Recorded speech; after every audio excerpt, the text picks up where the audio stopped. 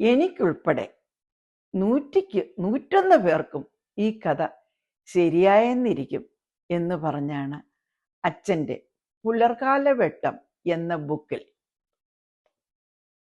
ഈ കഥ രേഖപ്പെടുത്തിയിരിക്കുന്നത്. തൻ്റെ സഞ്ചാരത്തിനിടയിൽ മൈതാനത്തിനരികെയുള്ള വൃക്ഷത്തിൽ ആരോ കൃത്യമായി അമ്പെയ്തിരിക്കുന്നതായി രാജാവ് ശ്രദ്ധിച്ചു.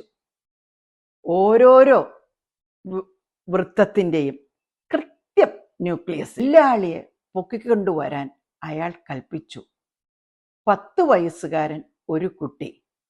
നമിച്ചു കുഞ്ഞെ, കുട്ടി കൂളാണ്. ഇതിലിത്ര മതിപ്പ് പറയേണ്ട കാര്യമില്ല. ഞാൻ ആദ്യം അമ്പെയ്യും, പിന്നീട് മരത്തിൽ കയറി ചോക്കുകൊണ്ട് വൃത്തം വരയ്ക്കും.